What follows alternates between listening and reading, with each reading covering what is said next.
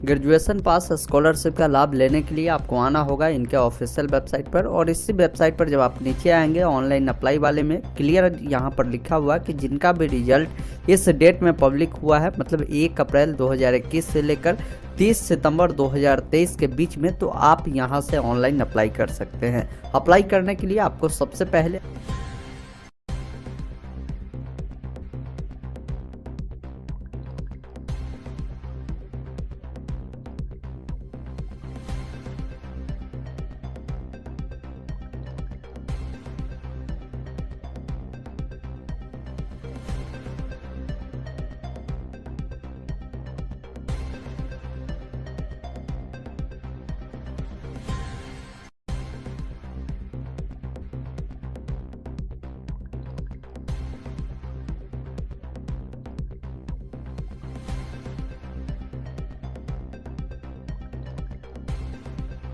पूरी गाइडलाइन आपके सामने आती है। पूरी गाइडलाइन को देखिए, इसमें बताया गया है कि स्टूडेंट के पास अपना एक अकाउंट होना चाहिए, साथ ही साथ जो अकाउंट नंबर देंगे उसमें आधार संख्या लिंक होना जरूरी है। तो इस चेक बॉक्स पर आपको टिक करना है। अकाउंट आपके नाम से होनी चाहिए, ज्वाइंट अकाउंट इसमें वैलिड नहीं माने जाएंगे। सब पर आपको टिक करने के बाद एक ऑप्शन मिलता है कंटिन्यू का, जिस पर आपको क्लिक करना है।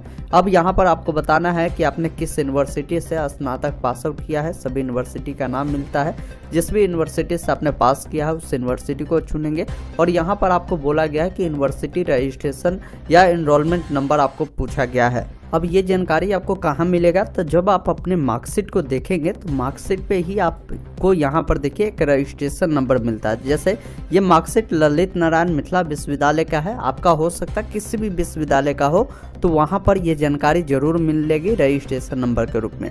अब एक और जानकारी यहाँ पर पूछी जाएगी, जब आप रजिस्ट्रेशन नंबर डाल देंगे तो यहाँ पर बोला गया है कि मार्कशीट नंबर को डालिए। तो मार्कशीट नंबर कहाँ मिलेगा, तो मार्कशीट नंबर इसी मार्कशीट पे देखेंगे, यहाँ पर मार्कशीट नंबर दिए गए हैं। जो भी मार्कशीट नंबर हो, जैसे मान लीजिए आपका 23/123 हो या जो भी होगा, यहाँ पर वो डिटेल आपको दिए गए होंगे, उसी डिटेल को आप यहाँ पर फिल करेंगे। बाकी पिताजी का जो नाम होगा, आप पिताजी का नाम लिखेंगे, जिस भी अनुसार स्पेलिंग होगा। आपकी डेट ऑफ बर्थ जो भी होगा, डेट ऑफ बर्थ यहाँ पर कैलेंडर मिल जाएगा। पहले आप क्या करेंगे, यहाँ से साल को बढ़ा घटा सकते हैं, जो भी महीना होगा और जो भी डेट होगा उसको इस प्रकार आप चयन करेंगे। और एक ऑप्शन गेट डिटेल का मिलता है, जिस पर आपको क्लिक करना है।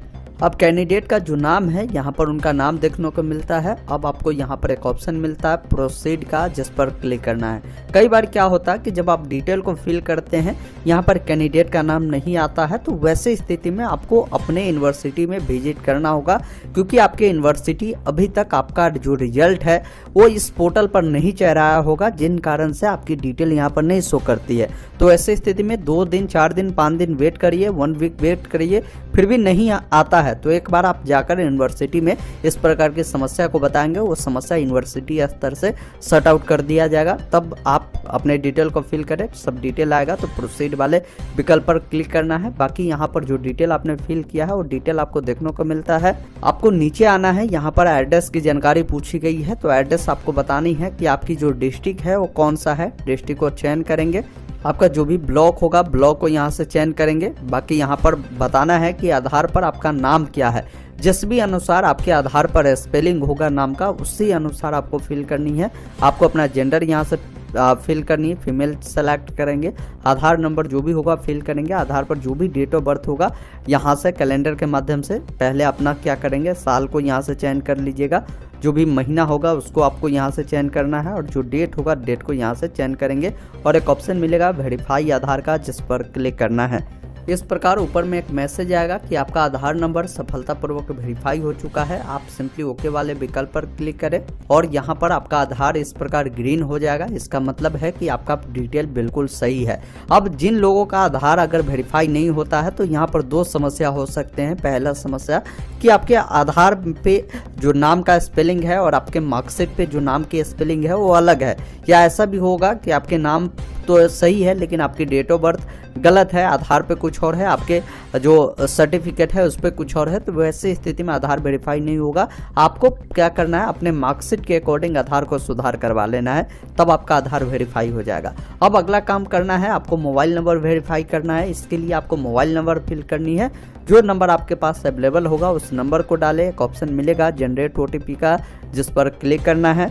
OTP डालने के बाद एक ऑप्शन यहाँ पर वेरीफाई का मिलता है, जिस पर क्लिक करेंगे। इस प्रकार आपका जो मोबाइल है वो वेरीफाई हो जाता है। अब अगर आपके पास ईमेल आईडी है तो ईमेल आईडी, मोबाइल है वो वेरीफाई हो जाता है। अब अगर आपके पास ईमेल आईडी है तो ईमेल आईडी डालकर ईमेल आईडी पर भी OTP अनवा सकते हैं। अब यहाँ पर बैंक की डिटेल बतानी है। बैंक की डिटेल बताने के समय इन बातों को खास ध्यान रखिए कि जो भी अकाउंट दे रहा है वो आपका आधार सीडिंग होना जरूरी है। अगर नहीं होगा फिर आपकी राशि नहीं भेजी जाएगी, फिर आप बाद में काफ़ी परेशान हो जाएंगे। इसलिए अगर अप्लाई करते हैं, आपको पता नहीं है कि आपका आधार सीडिंग है या नहीं है, तो वैसे स्थिति में आप इंडियन पोस्ट पेमेंट बैंक जो होते हैं, पोस्ट ऑफिस वाला जो खाता होता है, पहले खाता खुलवा लीजिएगा और उनको बोलिएगा खाता खुलवाते समय कि मेरा आधार सीडिंग कर दीजिए। उससे समय आपका आधार सीडिंग कर देगा। जो भी आपके पास IFSC कोड दिया जाएगा, जो भी बैंक के आपके पास पासबुक होगा उसका IFSC कोड डालिएगा, ऑटोमेटिक आपका बैंक का नाम शो कर देगा। बाकी अकाउंट नंबर को डालना है, वही अकाउंट नंबर को दोबारा कंफर्म करना है। यहाँ पर जब नीचे आएंगे, अब यहाँ पर रेसिडेंशियल यानी जो आपकी निवास प्रमाण पत्र है उसकी जानकारी आपको बतानी है कि वो निवास प्रमाण पत्र आपने जो बना है इश्यू बाई में, यहाँ पर BRCCO मिलता है, जिसको आपको चुनना है। अब यहाँ पर देखिए इश्यू ईयर पूछा जाता है, तो ये ईयर कहाँ पता चलेगा, तो आप अपने निवास प्रमाण पत्र को देखेंगे तो निवास प्रमाण पत्र में ही यहाँ पर एक डेट मिलता है कि ये प्रमाण पत्र बना कब है। तो यहाँ पर पूरी डेट मिलती है, इसी में लास्ट में देखेंगे आपको ईयर पता चल जाएगा। इसी ईयर को यहाँ पर चुनेंगे और यहाँ पर बोला गया है कि आपकी जो भी निवास प्रमाण पत्र सर्टिफिकेट नंबर है उसको फिल करना है। लेकिन ध्यान रखिएगा, सर्टिफिकेट जब फिल करते हैं तो इसमें बताया गया है कि जो इश्यू बाई है, मतलब कि आपने BRCCO पहले ही चुन लिया है, जिस साल बना है मान लीजिए वो साल भी आपने यहाँ चुन लिया। अब यहाँ पर देखिए इश्यू बाई और साल को छोड़कर जो डिजिट बच रहा है उसको आपको यहाँ पर फिल करना है। तो ये जानकारी एक बार क्लियर रूप से समझिए, गड़बड़ी नहीं करिएगा। यहाँ पर जब आप सर्टिफिकेट को देखेंगे तो आपको BRCCO मिल जाता है, उसके बाद आपकी साल मिल जाती है, तो साल आपने चुन दिया।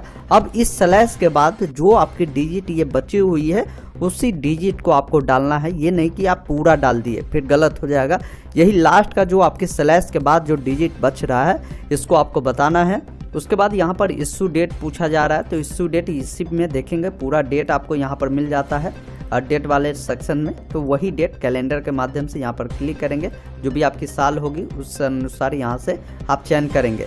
यहाँ से पहले महीना को चुन लीजिएगा, फिर जो डेट होगा, जो साल होगा वो साल आप इस पर कार्ड डालिएगा, फिर कैप्चा कोड को डालिएगा और एक ऑप्शन फाइनलाइज का मिलेगा जिस पर क्लिक करना है। जैसे ही आप फाइनलाइज पे क्लिक करते हैं आपकी पूरी डिटेल खुलकर आती है। एक बार अपनी डिटेल को जरूर मिलान करें, कोई डिटेल गलत है तो अभी आप बैक हो सकते हैं, बाकी सभी डिटेल सही हो तो एक ऑप्शन मिलता है रजिस्टर का, जिस पर क्लिक करेंगे तो आपका रजिस्ट्रेशन हो जाएगा। उसके बाद कोई सुधार करना मुश्किल होता है, इसलिए बार बार आप पहले डिटेल को एक एक कर मिलान करें, फिर आपको रजिस्टर वाले विकल्प पर क्लिक करना है। इस प्रकार एक मैसेज आएगा कि एडेड सक्सेसफुली, आप ओके वाले विकल्प पर क्लिक करें। इस प्रकार आपका जो रजिस्ट्रेशन प्रक्रिया है कंप्लीट होता है। देखिए अभी आपका फर्स्ट स्टेप ही कंप्लीट हुआ है।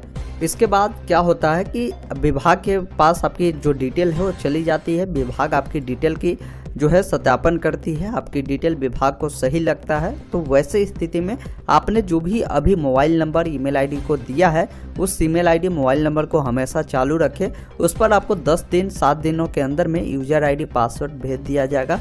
उस यूजर आईडी पासवर्ड की मदद से दोबारा से लॉगिन कर फॉर्म को आप फाइनलाइज करेंगे। उस समय आपको कुछ डॉक्यूमेंट आपको अपलोड करने होंगे, जो आपके निवास प्रमाण पत्र होंगे, आपके मार्कशीट होंगे, आपके आय प्रमाण पत्र होंगे। तो इन सभी डॉक्यूमेंट को अपने पास रेडी रखिएगा।